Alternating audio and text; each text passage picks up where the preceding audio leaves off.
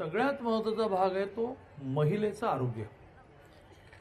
पुण्यामध्ये हे योगा आम्ही चालवतो, त्याला आम्ही नाव दिलं मानसी. त्या मानसीमध्ये पहिला आम्ही केळेवाडी नावाच्या झोपडपट्टीत सुरू केलं. मी मांडणी अशी केली की 15 ते 20 वयोगटातली मुलगी ती 15 क्रॉस करता करता तिला खूप काही गोष्टी कराव्याशा वाटत असतात. जिमला जाते मी, योगाला जाते मी सिनेमाला जाते, मी ब्युटी पार्लरला जाते. गरीब घरामध्ये तिच्या पाठीत एक धपाटा मिळतो आणि ती म्हणते की 2 वेळेचं गिळायला मिळते, तर बघ योगा बिगा करत बसलो.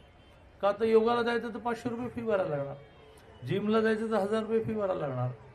आणि म्हणून मग ती हिरमोसली होऊन कॉलेजमधल्या बाकीच्या मुली ते करतात हे बघून ती त्याला माझ्या ग्रामीण भाषेतून ती खंतावत असते की मला नाही करायला मिळत.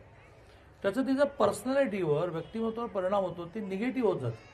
आम्हाला काहीच मिळत नाही, आमच्या मैत्रिणींना बघ केवढं काही मिळतं. मग आम्ही केळेवाडीमधल्या 40 मुलींच्या बाबतीमध्ये असं ठरवलं की त्यांना जे जे हवं आहे ते आपण देऊ, आपण त्यांचे आईवडील बनू. मग आम्ही त्यांची मेडिकल चेकअप केली, त्यांच्या शरीरामध्ये ज्या गोष्टी कमी आहेत त्याची टॉनिक्स द्यायला सुरुवात केली, त्याचे इंजेक्शन द्यायला सुरुवात केली, त्याचं खाणं द्यायला सुरुवात केलं, योगा सुरू केलं. रोज योगानंतर पौष्टिक खाणं, रोज महिन्यातून एकदा सॅनिटरी नॅपकिन द्यायला सुरुवात केली. वाढदिवस साजरा करायला सुरुवात केली. दर 3 महिन्याने सिनेमा दाखवायला सुरुवात केली. दर 3 महिन्याने एखाद्या जवळच्या स्पॉटला सहलीला न्यायला सुरुवात केली.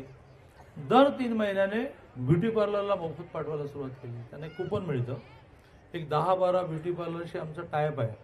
ते कूपन घेऊन गेलं की जे जे तिला ब्युटी पार्लरमध्ये करायचं ते तिला फ्री मिळतं. कूपन ती ब्युटी पार्लरवर ठेवून घेते, महिन्यातून एकदा आम्हाला देते, आम्ही त्याला पैसे देतो. दर 6 महिन्याने डेंटिस्टकडून जाऊन दात क्लिनिंग करणं फ्री सुरू झालं.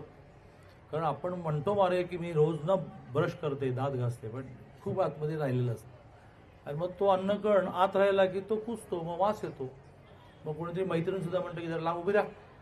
मग दर 6 महिन्याने जाऊन डॉक्टरकडे ते खूप उत्तम क्लिनिक, त्याला 1200 रुपये घेतात. मुलीमुळे आम्ही कुठून देणार, आम्ही देतो.